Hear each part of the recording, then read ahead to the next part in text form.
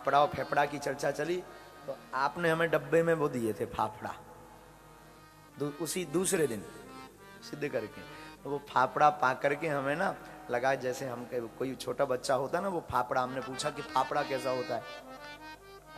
तो कहा कि लंबा लंबा होता है। हाँ, अपने राम जी तो बहुत, हमारे यहाँ बुंदेलखंडी है तो कड़ी चलती है, हमारे यहाँ चावल दाल कड़ी रोटी, बस ये वहाँ का बहु। बरा ये आप लोग नहीं जानते होंगे, बरा बगजा, लेकिन गुजराती स्वाद अलग है सब भारतीय ही। पर मैया ने जैसे ही सुना तो तुरंत फाफड़ा बनाए, वो डब्बे में हमको शालिग्राम दिए। छोटा भाई जो हमारा है उसने कहा कि गुरुजी ये फाफड़ा आए हैं सेवा में, किसी ने हमें बताया यही फाफड़ा है, तो जाके तो खाए हमने, रात को भी फिर फाफड़ा खाए। एक चोरी भी बता दे, रुको अभी चोरी वो बता रहे हैं, चोरी बता देनी चाहिए। चुपके से जब लेटे तो लेटे लेटे हम फाफड़ा खाते रहे कि आकर फाफड़ा कौन सी चीज है। 2 फाफड़ा हमने सिराने रख लिए, पहले भोजन कर लिया, फाफड़ा भी खा लिया, फिर मन नहीं माना तो जेब में डाल लिया। रात को जब सो गए तो फिर फाफड़ा खाए, थोड़ा नींद खुली बीच में, फाफड़ा खाए, पानी पिए, फिर सोए। तो मैया ने उसमें बढ़िया अच्छे से व्यवस्थित करके दिए थे।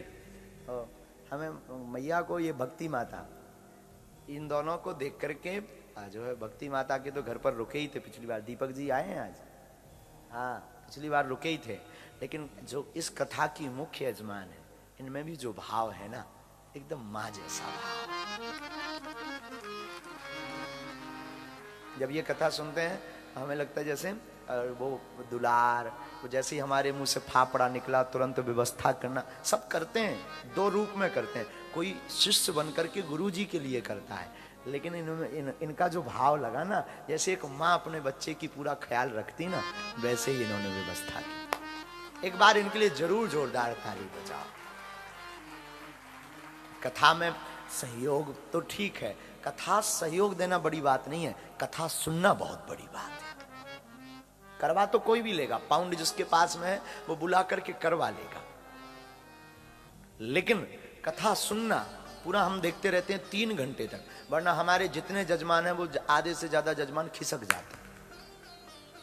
हाँ, खिसक लेते हैं, कथा हुई नहीं कि वो एकदम शुरू हुई, आरती भर हुई, वो जजमान को 17 काम रहते हैं। लेकिन हमें लंदन में एक सुख है यहां मिला कि जो कथा यजमान है पूरा टाइम, हमारी मैया पूरा टाइम बैठ करके, और हमने इनको मैया बोला है तो हमें मतलब भाव हमारा इतना लग रहा कि ये बिल्कुल सच में मैया जैसी। हाँ, उस दिन से हम तो फाफड़ा वाले विषय पर उन्होंने डब्बे में उसको वो बंद करके, एक प्लास्टिक का डब्बा था, वो जब गए वहां तो हमने पाए।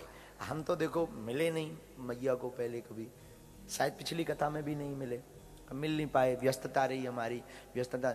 लेकिन भाव बता देता है, स्वाद बता देता, भोजन का स्वाद बता देता है कि ये उसने कहां से बनाया है। होटल के खाने में रंग तो बहुत अच्छा होता है लेकिन भाव नहीं होता। माँ की रोटी जलू जरूर होती है, काली जरूर होती है माँ की रोटी, पर उसमें भाव बहुत भरा होता है,